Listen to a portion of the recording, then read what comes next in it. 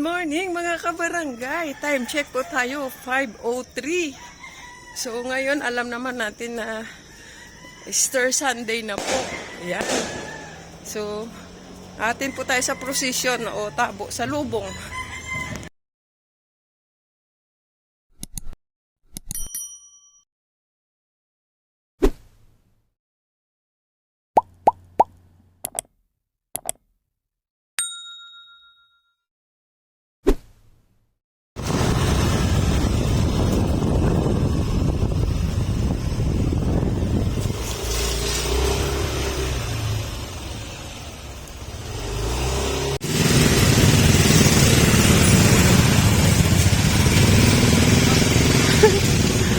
Wala tayo dala kandila.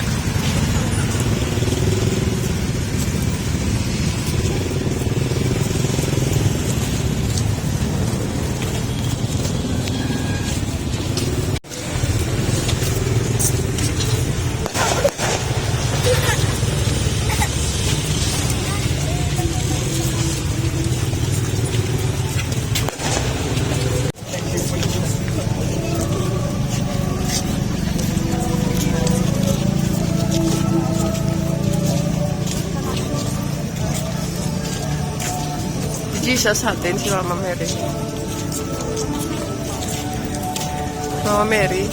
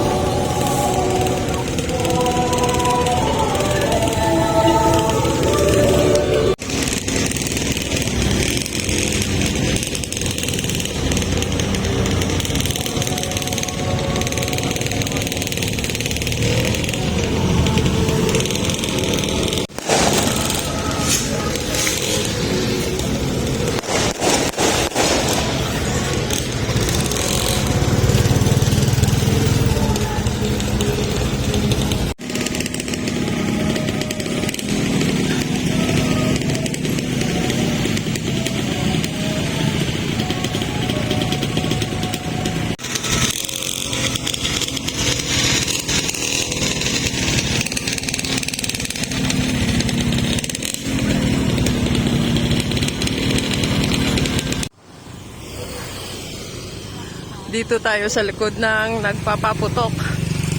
Ayun o. May hawak. Ito.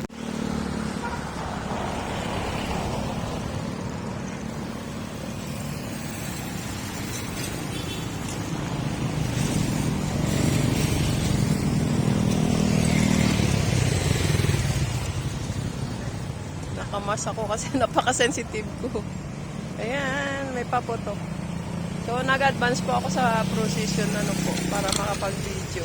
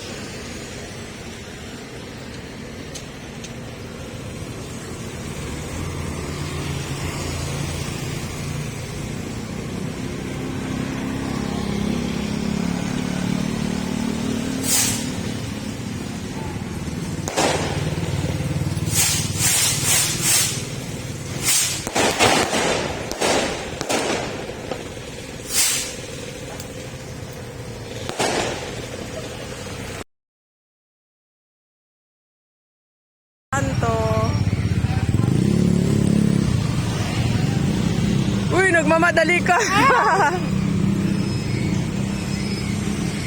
Ayan, so doon na tayo sa simbahan.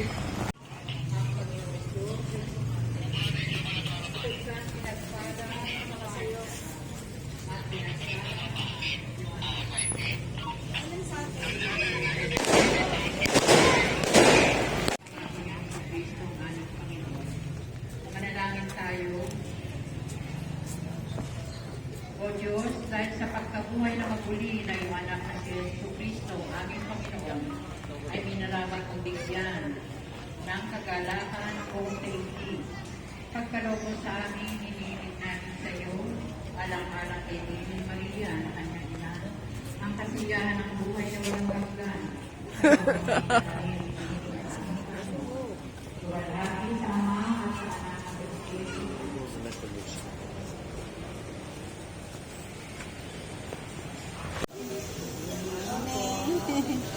Good morning. Sa vlog mo, ha? Oo. Oh, sige.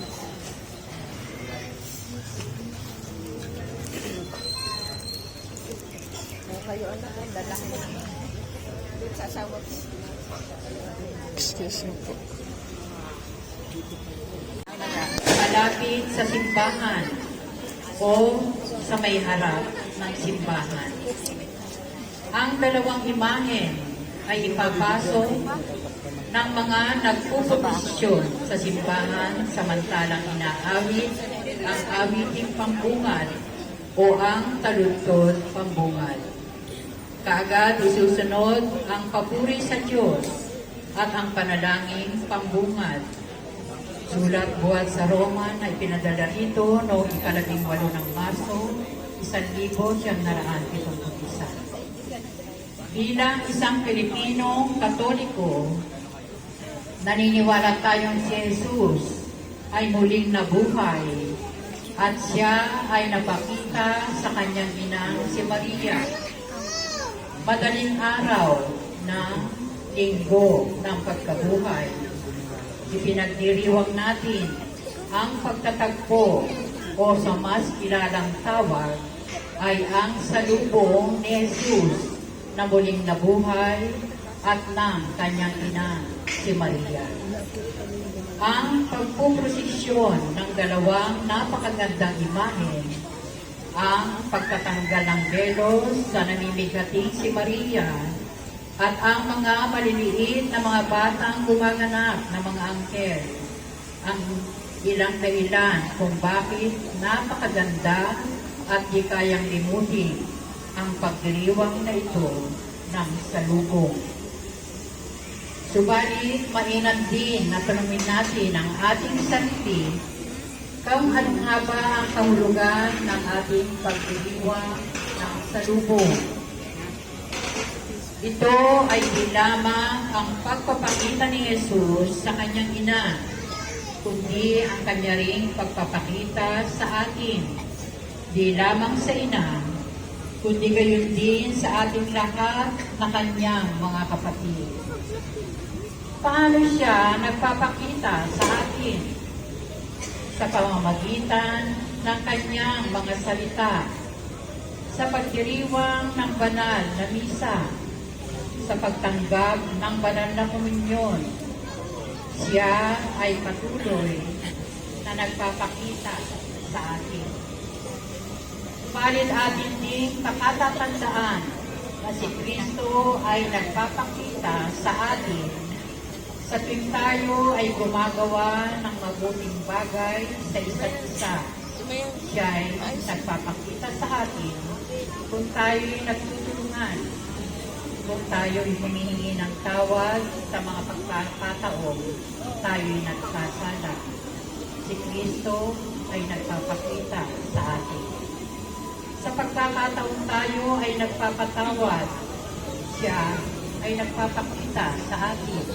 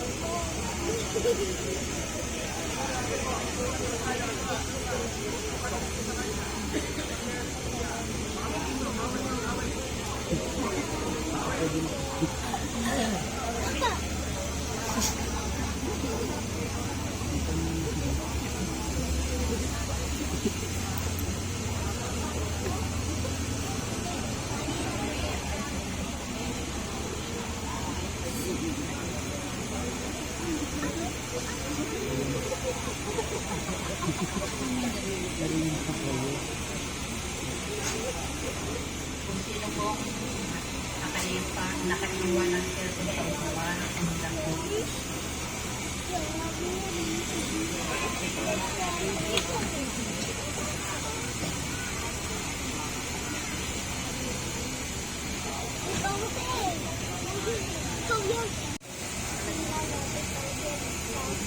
Sa ngalan ng Ama, at ng Anak, at ng Espiritu Santo, sumainyo ang Panginoong muling nabuhay.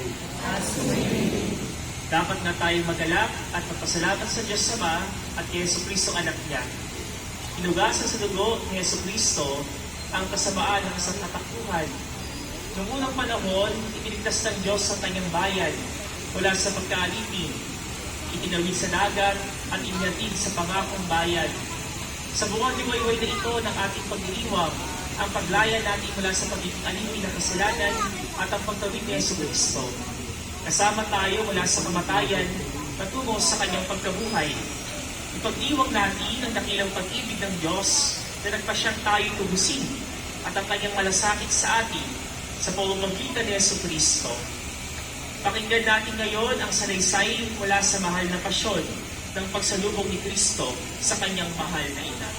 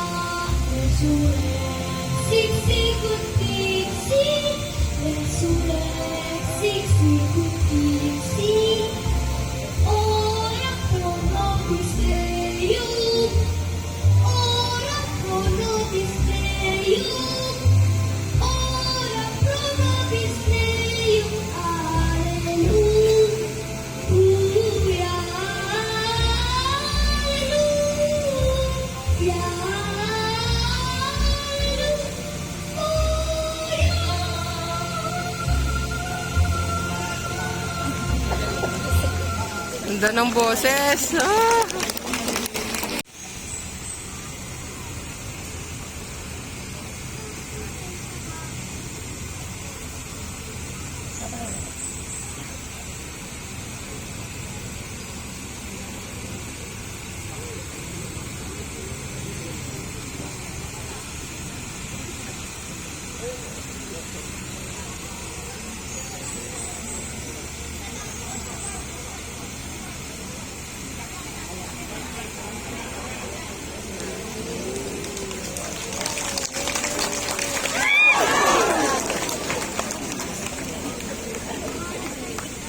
May drone o may drone. Bilang tanda ng pakikihati sa galak at saya ng ating Manay na sa muling pagkabuhay ng kanyang anak na ating tagapagligtas, ay pumalakpak tayong lahat.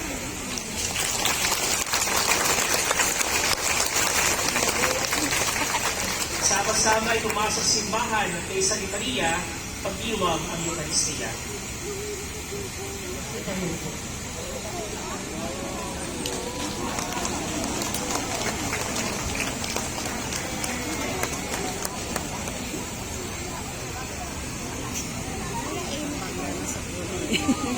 Ayun naman, tulaklak pa.